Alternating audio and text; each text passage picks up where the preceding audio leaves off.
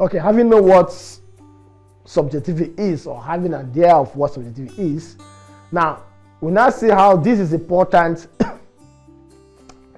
in the dignity of the human person. So we have established that all human beings as a metaphysical being has substantiality. It's a substance. That's just the point. It's a substance. But it is not all metaphysical being. It is not all things that has substance that has subjectivity. Only the human person has subjectivity.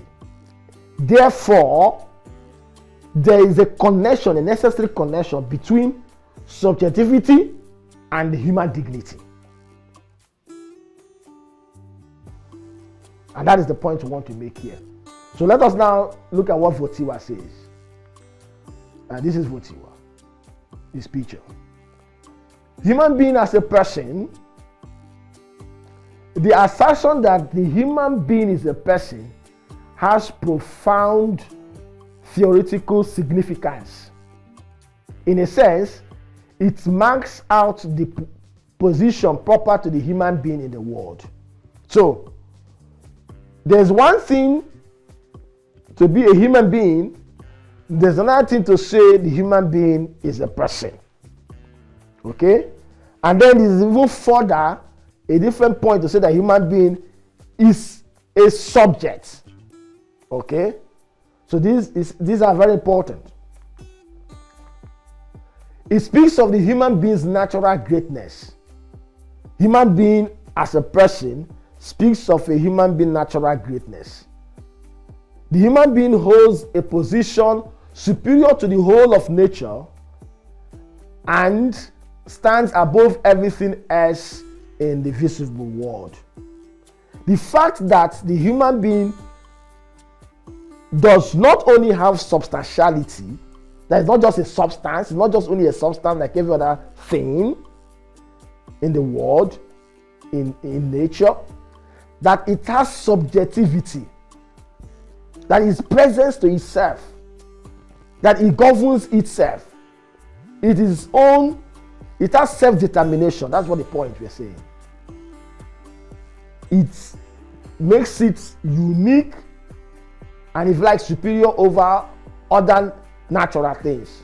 Yes, in today's world, people talk about, in environmental ethics, the whole question of anthropocentric centered and then the biocentrism,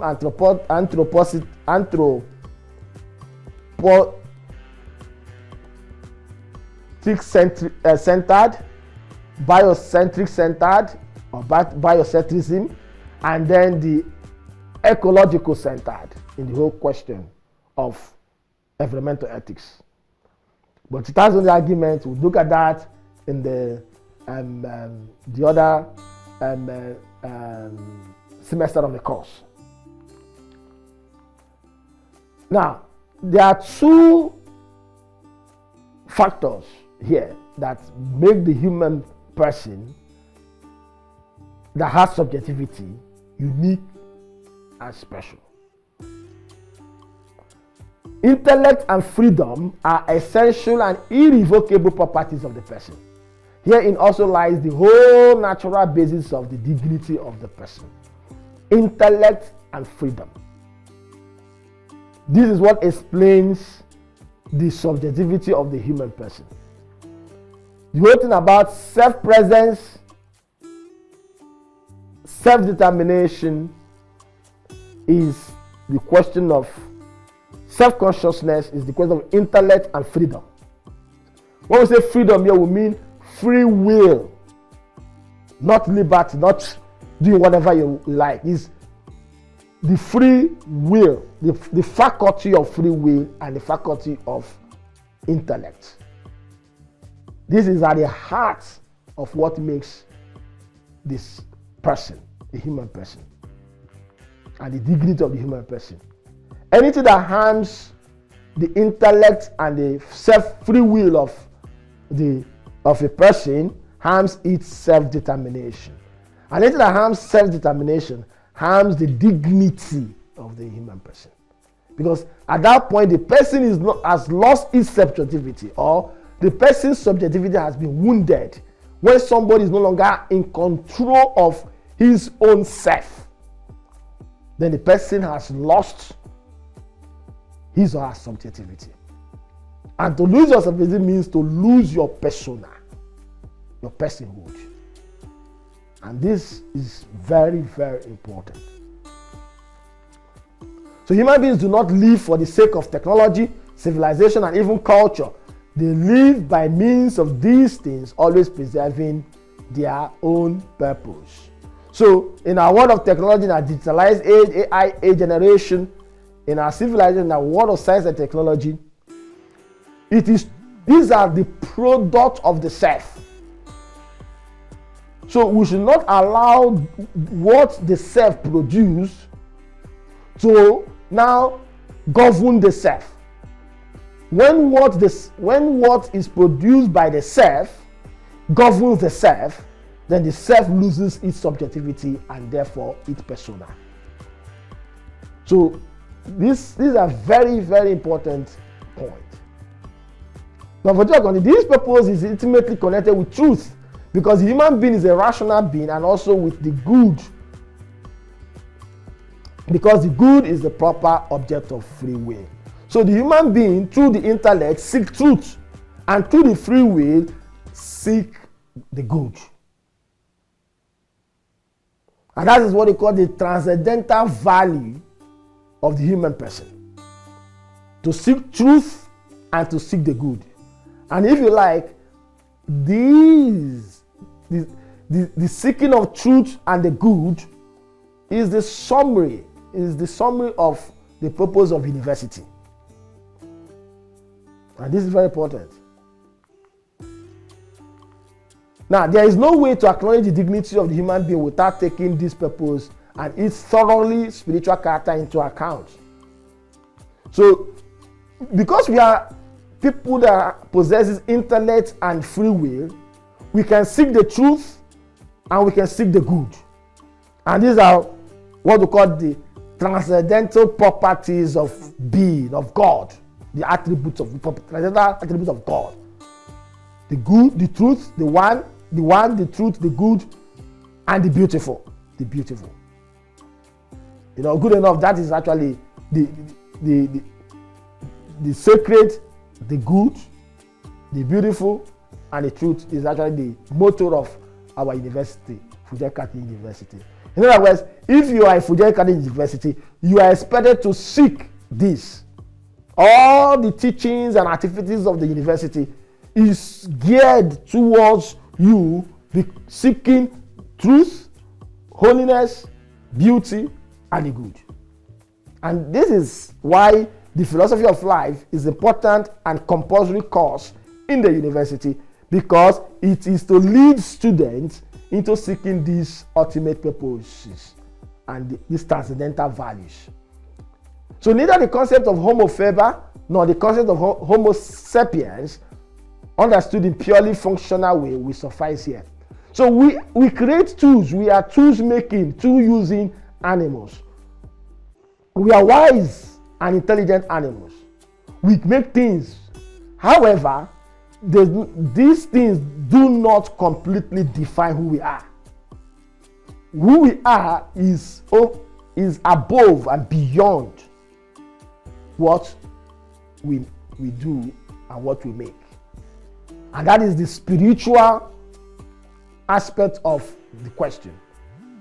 So it follows that the matter of the dignity of the human person is always more of a call and a demand than already accomplished fact. And then gradually this leads us to now a revelational aspect of it. So what Votiwa tries to do is that he tried to establish the importance of the personhood and the subjectivity of the human person from a philosophical standpoint. And then gradually he moves to the spiritual and, if you like, the revelational part, where he says, and even in the revelation, in the Judeo-Christian scripture, it has already been established that the dignity of the human person is already enshrined in the scripture, in Genesis chapter 1. After God has created everything in the universe, finally God created the human person in his own image and likeness. That is imago Dei. So already from Revelation, the fact and the uniqueness and the special purpose and position of the human person as a subject created by God in his own image has already been established. However, Wojtyła, being a philosopher, thought that it is important to, besides the revelation account, he said there's a need to first of all use philosophy to establish the uniqueness and the importance and the superiority of the human person as not just a substance, but also more so as a subject. So for the Christian and the Judeo-Christian tradition, in the Genesis chapter 1, 26 to 28 precisely, it is clear that the human person is created specially. Only the human person, according to the scripture, is created in the image and likeness of God. So there's something unique about the personhood of the human person. And then, as we have done already, Wojtyła tried to use philosophy besides revelation, the scriptures, to establish this point. So the human being created in the image and likeness of God, God communicates God's own thoughts and plans. But this is not all. He says, God also becomes a human being, the incarnation, the Christmas story. God enters into the drama of human existence through the redemption and permeates the human being with divine grace. So now he's speaking from Revelation. So the point here is that this knowledge of the self and the importance of the self for the human person, the subjectivity, is so important that we can substantially use philosophy to establish that we have self, and that we can defend the importance and how the possession of self and subjectivity in the personhood of the human person, puts the human person in a unique position among all creation, all created things, and besides that, already in Revelation, in the Judeo-Christian scripture, this has been clearly established. So that is the point here. So now, our duty, having appreciated the importance of the existence of self, our duty now is to now know our own self. Who am I? And it is important because if you don't understand who you are, you as a person, because your subjectivity is unique and different from every other person. If you don't, all our duty in life is not just to work and make money and eat and drink, but is to really know who am I. How am I different from B, from A, from she, from him? What is my own uniqueness? What is my subjectivity? So these philosophical reflections is to enable us to go into this contemplation of ourselves, to know ourselves. It is only when we know ourselves that we can truly be happy and flourish. Because you cannot say you are flourishing when you don't even know who you are and why you are different from the other. And that is all the points. So the reference with the one of my article are all there for further reading. So thank you very much.